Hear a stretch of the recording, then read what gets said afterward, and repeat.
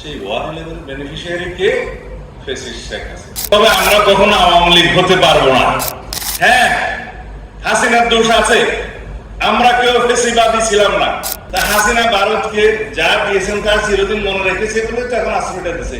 Intimate হয়ে যেত এর মাঝখানে সমস্ত কর্মকাণ্ডগুলো বাকশাল দাঁড়িয়ে থাকতো। বাংলাদেশের মানুষ কি বাকশাল দাঁড়িয়ে থাকুক সেটা চেয়েছিল? অ্যান্টি বাকশাল সেন্টিমেন্টের উপর ভিত্তি করে গণতান্ত্রিক দ্বারা শুরু করার জন্য শহীদ রাষ্ট্রপতি জিয়াউর রহমানকে এদেশের সকল মানুষ সমর্থন দিয়েছিল। সেটাই বাংলাদেশের ইতিহাসের নতুন ভাবে গণতান্ত্রিক যাত্রা। বিচারপতি খায়রুল হকরা সেই ৫ম সংশোধনীকে অবৈধ ঘোষণা করলেন। বাংলাদেশের সবচাইতে ইনজাস্টিস খায়রুল হক এই দেশের বিনাশের একটা মূল বীজ। Unfortunately, he was my class teacher.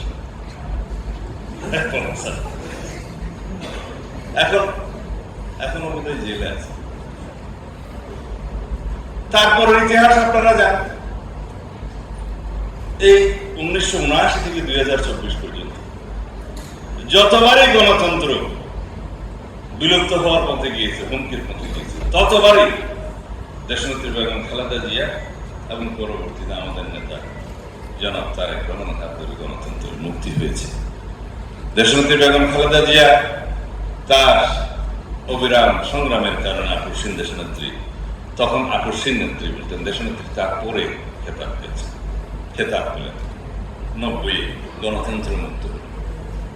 বহুদলীয় গণতন্ত্রের পথে আর একটা মাত্রা যুগ হলো, আমরা সংসদীয় গণতন্ত্রের পথে আসলাম, তাও দেশনেত্রী বেগম খালেদা জিয়ার সময়। তারপরে কেয়ারটেকার সরকার আসলাম, তাও তার সময়।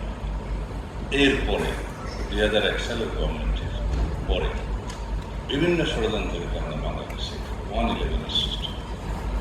সেই 111 বেনিফিশিয়ারি কে? ফ্যাসিস্ট শেখ হাসিনা।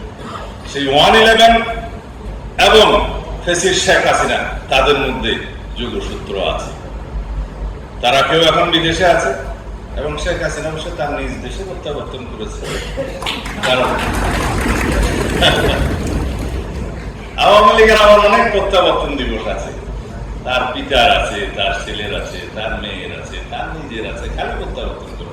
কিন্তু এইবার সঠিকভাবে প্রত্যাবর্তন করেছে নিজ দেশে। এখন ওখান থেকে কথা বলছে। আমি একটা পত্রিকা আজকে বসে বসে দেখছিলাম, কালকে সময় পাইনি, আমি বিভিন্ন জায়গায় সফরে ছিলাম। এইখানে আমাকে আমার নেতা জনাব তারেক রহমানকে নিয়ে একটা ভারতীয় সাংবাদিক সুবীর মৌলিক মনে হয় অনেক লম্বা কথা বলেছে যে ভারতে বসে সালাউদ্দিনের রাজনীতি করা নিয়ে প্রশ্ন সুবীর মৌলিক। আমাকে ছিল এই পত্রিকা, আমি সময় পাইনি রাখতে। তারপরে হাসিনাকে ঘিরে ঢাকা দিল্লি সম্পর্কিত উত্তেজনা প্রথম আলো। আসলে আমার দেশ আর প্রথম আলো যদি দুইটা একসাথে পড়া যায় তাহলে আপনি সব ধরনের নিউজ পাবেন। তবে এখানে লিখছে, প্রথম আলোতে লিখছে ভারতীয় মুখপাত্র একজন, যে বাংলাদেশে ডিউলি কনস্টিটিউটেড গভর্নমেন্টের, লেজিটিমেট গভর্নমেন্টের বিরুদ্ধে যা কিছু শেখ হাসিনা একটা প্ল্যাটফর্ম মিটিং এ বলেছে সেটা ভারত সমর্থন করে না। কিন্তু ভারতকে তাকে বারবার মিটিং করতে দিয়ে সমর্থন করে। তারপরে বলবো উনি যা বলেছে তার সাথে আমরা নাই। এভাবে কূটনৈতিক সম্পর্ক থাকে না। আমাদের পার্শ্ববর্তী দেশ, আমরা বাইলেটারাল রিলেশন রাখবো। আমাদের এই বাইলেটারাল রিলেশনশিপের মধ্যে ইন্টারডিপেন্ডেন্সি আছে এবং এই ইন্টারডিপেন্ডেন্সিকে আমরা শক্তি হিসেবে মনে করি। আমরা আপনাদের সাথে বন্ধুত্বপূর্ণ সম্পর্ক বজায় রাখতে চাই। তবে আমরা কখনো আওয়ামী লীগ হতে পারবো না। আমরা বাংলাদেশের স্বার্থকে সমুন্নত রেখে on the basis of mutual dignity and respect and on the basis of the sovereign equality আমরা আপনাদের সাথে সম্পর্ক রাখবো। তার মানে এই না আপনারা হাসিনা কার্ড খেলবেন আর বাংলাদেশের সাথে বন্ধুত্বপূর্ণ সম্পর্ক চাইবেন। দুটো বিপরীতমুখী।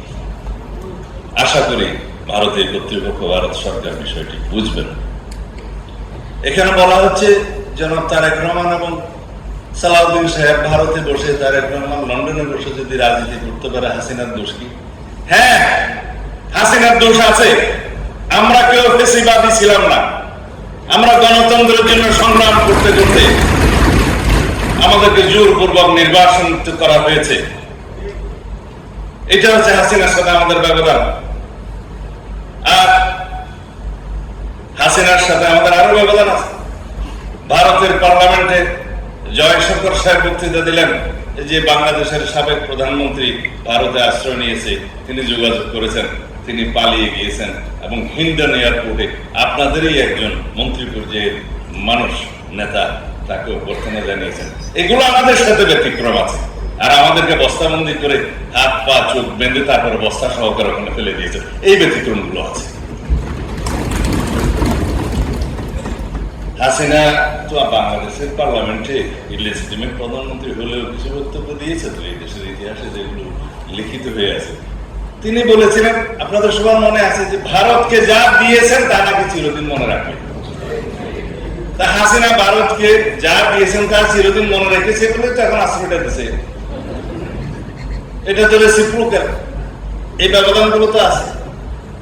আমার নেতা জনাব তারেক রহমান দীর্ঘ 17 বছরের নির্বাসিত জীবনে একটা ডেমোক্রেটিক কান্ট্রি থেকে দল পরিচালনা করেছেন, সেই দেশের আইন মান্য করে। সেই দেশ এবং বাংলাদেশ কখনো ডেমোক্রেটিক কালচারের বিরুদ্ধে কখনো কথা বলেনি। কিন্তু শেখ হাসিনা তার বক্তব্য এই দেশে প্রচার করতে দেয়, আদালতকে ব্যবহার করেছে। এখন যদি কোন পতিত স্বৈরাচার, ফ্যাসিস্ট, গণহত্যার জন্য যিনি দায়ী, যিনি এই দেশে মানবতা বিরোধী অপরাধ করেছেন, জাতিসংঘের রিপোর্টের মধ্যে 1400-র বেশি মানুষকে হত্যা করেছেন, সেখানে নারী শিশুর ভাগ ছিল 13-14%, এবং আসমান থেকে হেলিকপ্টার থেকে গুলি করে এই দেশের জনগণকে হত্যা করেছেন। এরপরেও কি তাকে ডেমোক্রেটিক কালচারের কোন নেতা হিসেবে ভারত স্বীকৃতি দিতে পারে? এই প্রশ্ন আমাদের রইল। তার দিল্লিতে বসে তৎপরতা চালানোর যে অভিযোগ আমাদের বাংলাদেশের গণতান্ত্রিক কালচারের বিরুদ্ধে, গণতন্ত্রের বিরুদ্ধে, এই দেশের মানুষের বিরুদ্ধে, এই দেশে অস্থিরতা সৃষ্টির জন্য যে সমস্ত বয়ান দিয়ে যাচ্ছে, সেটা আমাদের অভিযোগ রইল।